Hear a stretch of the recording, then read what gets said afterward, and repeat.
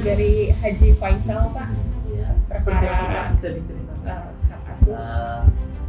Haji Faisal dan istrinya itu Ibu Dewi bersama kuasa hukumnya telah datang ke Agama Jakarta Barat pada tanggal 3 Desember hari Jumat telah mendaftarkan mengajukan gugatan hak asuh atau perwalian terhadap LSK didampingi oleh kuasanya. Hanya pengajuan hak asuh saja atau seperti apa? Iya, kan tinggal hanya hak asuh aja. Kalau penetapan waris kemarin udah.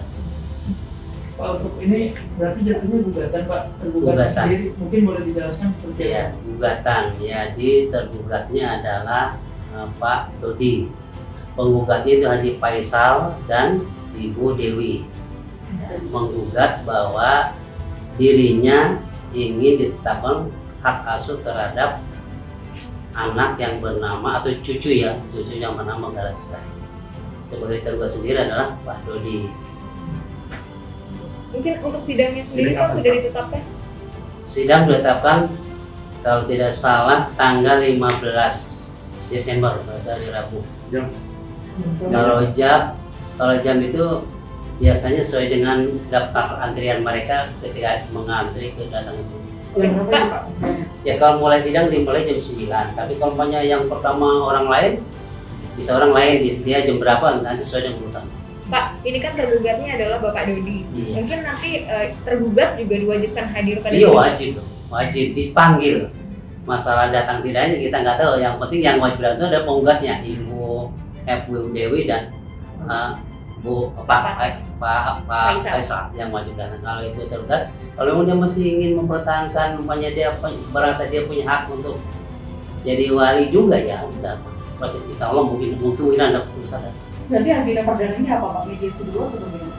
Ya biasa sidang pertama kan ini gugatan, otomatis ada fase-fase perkara diantaranya pertama penasihatan, lalu setelah penasihatan lalu mediasi, tak berikuti biasa jawab menjawab. Karena ini gugatan atau istilah bahasa hukumnya dong contentious. Kalau kemarin kan permohonan tidak ada mediasi, langsung ketuk palu kalau mereka setuju, tapi karena ternyata setiap nggak setuju otomatis oleh kuasa hukum Pak Faisal dicabut karena berbentuknya kembali permohonan. Makanya sekarang diajukan berbentuk gugatan. Pak, sedikit dong mungkin alasan tidak setujunya Bapak Dodi atas permohonan yang kemarin seperti apa? Ya mungkin karena dia ingin juga jadi hak asuh. Kalau kemarin kan persetujuan banyak aja hak asuh jatuh ke Pak Haji Faisal, Pak Dodi setuju, itu bisa ketuk balik permohonan. Tapi ternyata dia perjalanannya mungkin ingin jadi hak asuh juga, maka dia nggak setuju, akhirnya dicabut permohonannya, diganti dengan sekarang ya, nomornya nomor 3313 kalau tidak salah. Oh, berarti terakhir yang kemarin itu dicabut. Dicabut karena bentuknya permohonan. Ya, jadi beda ya permohonan dengan gugatan. Kalau permohonan kesepakatan kita di pengadilan. Kalau gugatan ada salah satu pihak tidak setuju, otomatis ada proses sidangnya.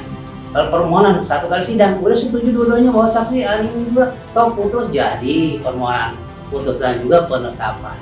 Artinya kalau dalam gugatan ini, ketika Ibu Dewi nanti sama Pak Faisal sudah ditetapkan sebagai perwalian, sebagai wali, ketika nanti Pak Dodi berarti nggak dapat perwalian.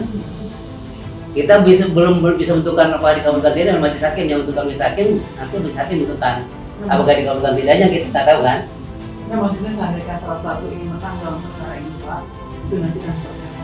Ya, jadi ini hanya berbentuk administratif. Jadi banyak contoh ini kita tidak mendahului putusan majelis hakim ya.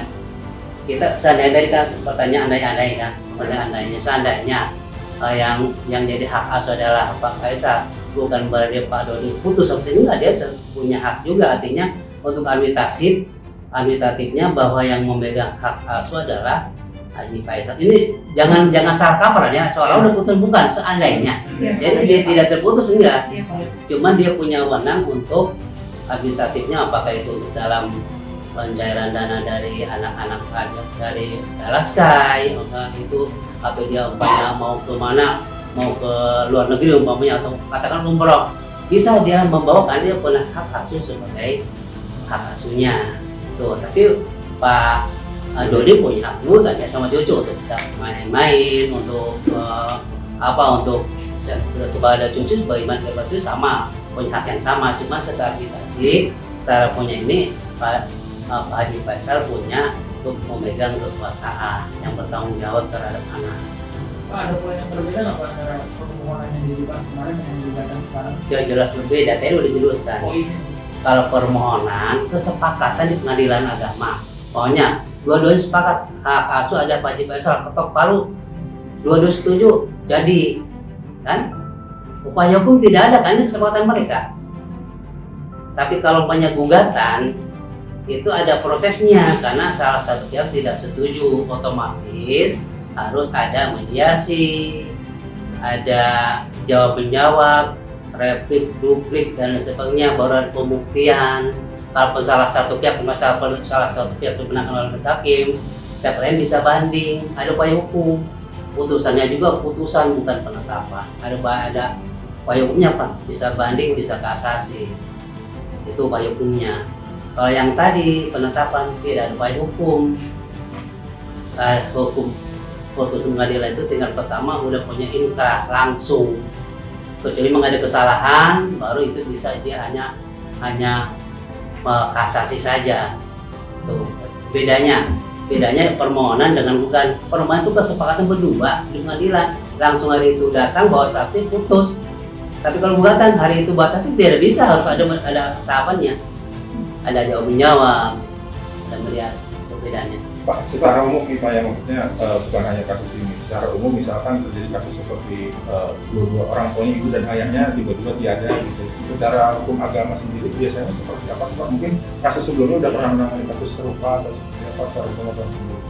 Kalau agama, umumnya cerai suami istri, hak asuh sebagaimana hukum kita yaitu Komunitas Hukum Islam pasal 105 dan seterusnya atau 99, bahwa ketika mereka bercerai, hak asuh yang di bawah 12 tahun hak asuh pada ibu, pada ibu. Dua-duanya sama-sama baiknya pada ibu. Suami baik, istri sama-sama baik. Ketika anak itu di bawah 12 tahun hak asuh jatuh pada ibu. Tapi ternyata ibunya lebih enggak teledor, enggak apet sama anak, kurang dekat, ibunya pemabuk atau jalan-jalan terus nggak ngurus anak, hak asuh bisa jatuh kepada bapak. Pak, seandainya putusan sidang sudah fix, Belum selesai.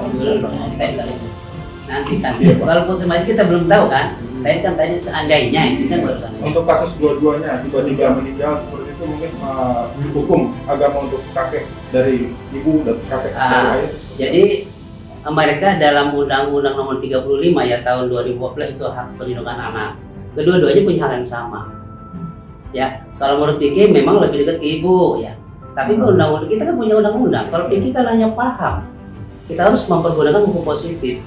Dan itu harus kita lihat anak itu nyaman ke siapa. Tuh kan?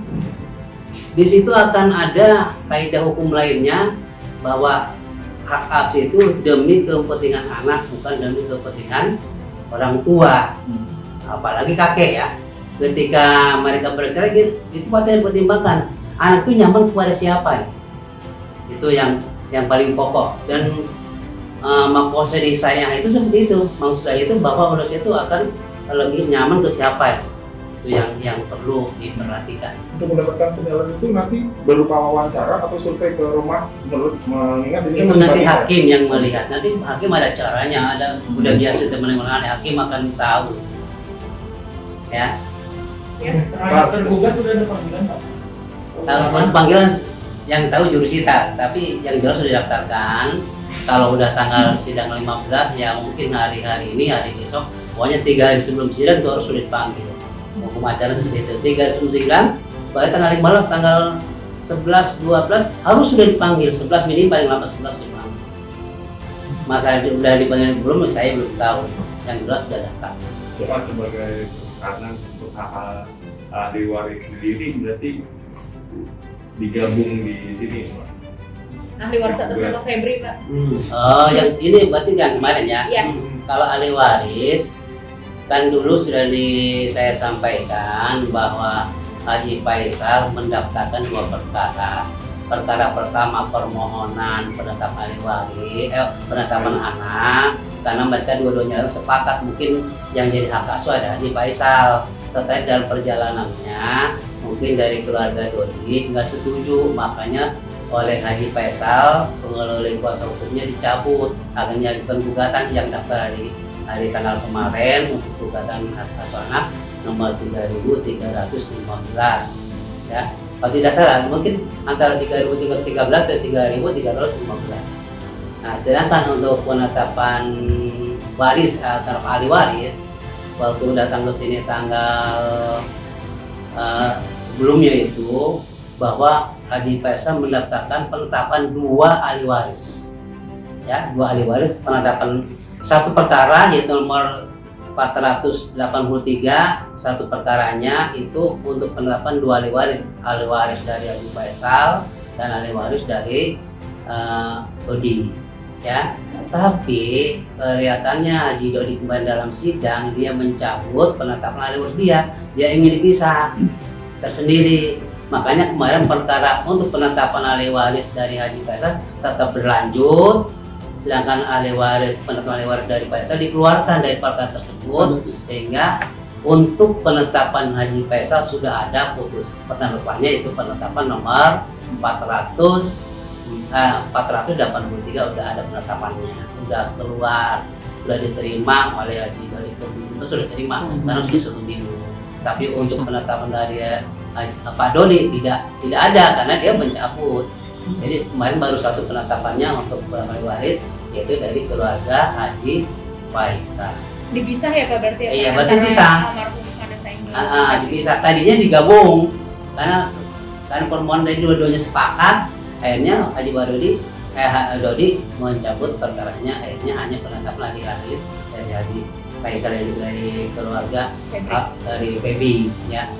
Pewaris PB, jadi pewaris dari Vanessa belum ditetapkan, mungkin dia dekat ke Jakarta Pusat karena wilayahnya Jakarta Pusat. Oke, baik, siap kalau gitu, terima kasih. Pak, berarti seandainya Pak Dodi pun mau ngajuin hak asuh atau perwalian cucunya ke pusat pun bisa aja Pak? Untuk siapa? Pak Dodi seandainya mau ngajuin itu?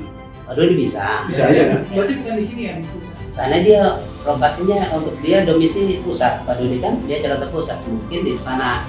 Tapi nanti pengadilan akan tahu siapa yang lebih dulu diajukan, nanti disidangkan. Nggak mungkin dua-duanya diperiksa sama-sama, nanti putusan berbeda. Bisa aja kan itu kan? Gitu. Makanya nanti salah satu pengadilan apakah dicabut atau nanti akan ada. Siap. Oke. Terima kasih banyak. Oh. Terima kasih Pak. Ya, jadi ya.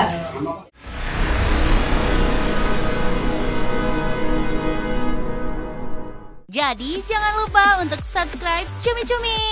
Ditekan ya tombol lonceng merahnya.